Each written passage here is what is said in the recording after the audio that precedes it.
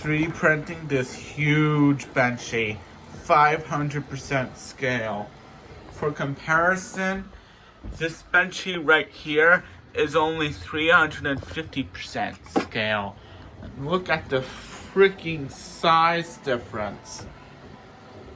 You can't really tell.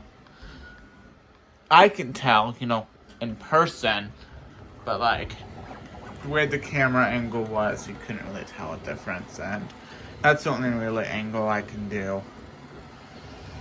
But you bet this is using up the entire build volume. Yeah, I paid for the entire build plate, so I'm gonna use the entire build plate. It should print the bridge, this part right here, the top, the straight overhang, the in-air printing.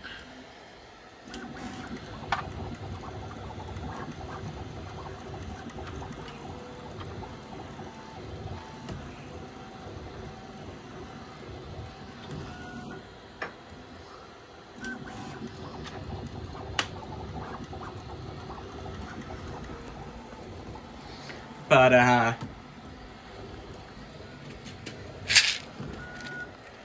and right here's my poop container.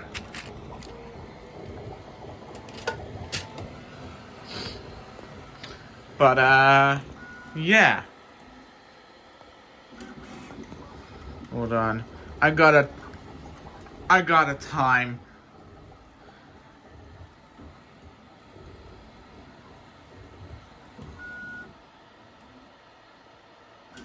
Okay, just took a picture of the,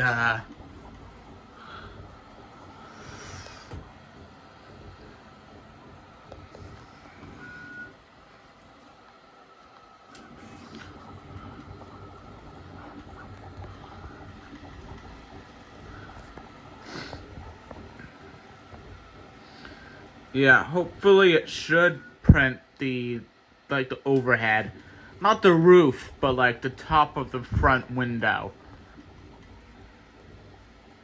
And yeah, I'm aware that the whole point of a Benchy is to not use supports, but the slicer kept warning me that the model had floating regions, so I decided I wanted to play it safe and enable support generation.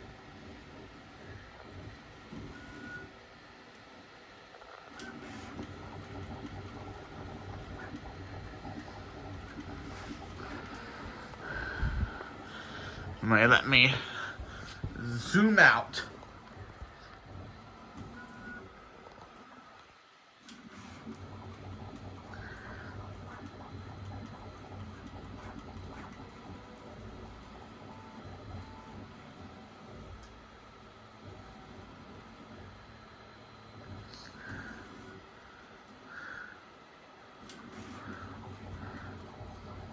And yeah, once this print is done, I'll share the time-lapse video.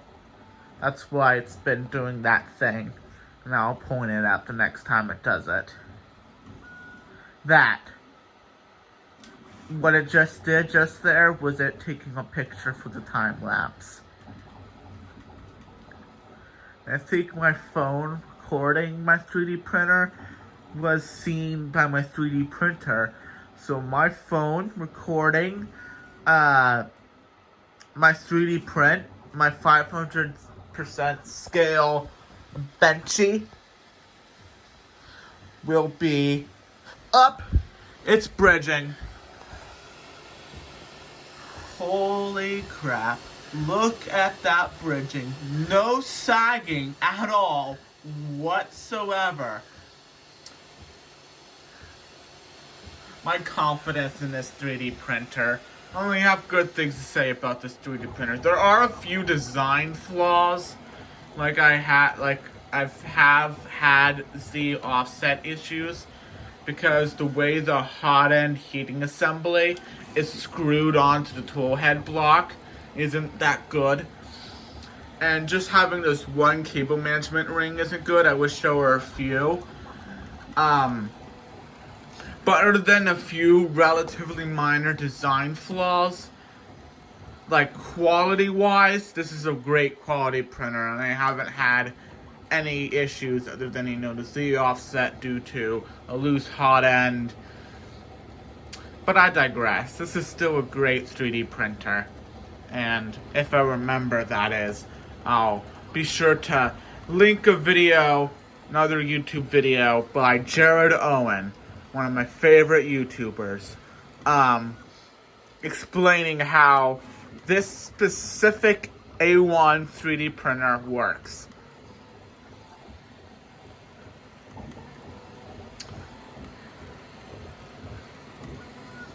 But yeah, that's it. I'm not gonna bore you. I'm recording that time lapse for a reason, so I'll well, with the help of YouTube magic, this print will be completed, and subsequently the time lapse. 3, 2, 1. Okay, unfortunately I was not able to work the magic. Hopefully this time I'll be able to, but yeah. Here it's bridging again, and likewise it looks good.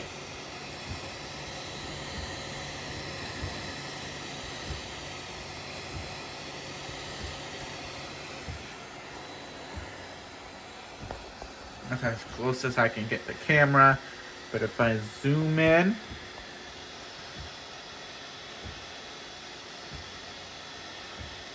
yeah, there's no sagging.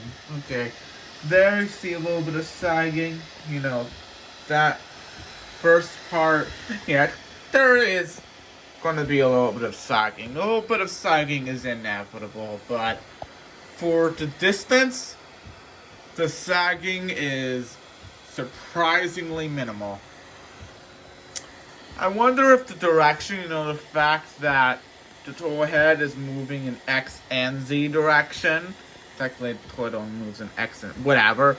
This is a bad cylinder. Anyway, since we're moving in X and Y positions at the same time, I wonder how that would affect bridge quality, as opposed to if we were just going in the X-axis or Y-axis. But, yeah.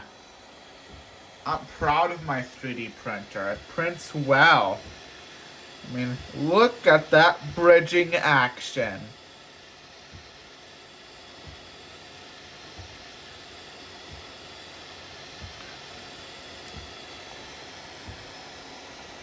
Anyway, hopefully now I should be able to work that magic. Okay, I'm gonna give it another shot. Here goes nothing. 3, 2, 1. And it's done. This is massive. In fact, here's a size 11 shoe for reference. It's an Adidas. It's just as long as a size 11 shoe. And it's just shy of being the same height as it is long. I mean, that would be the original model. Just scale. Whatever. That's not the point. The point is, this thing is massive. This is the largest Benchy that can fit. Oh, sorry about that. This is the largest Benchy that can fit in a 256 by 256 by 256 millimeter build volume. Very cool. But as promised, here's the time lapse.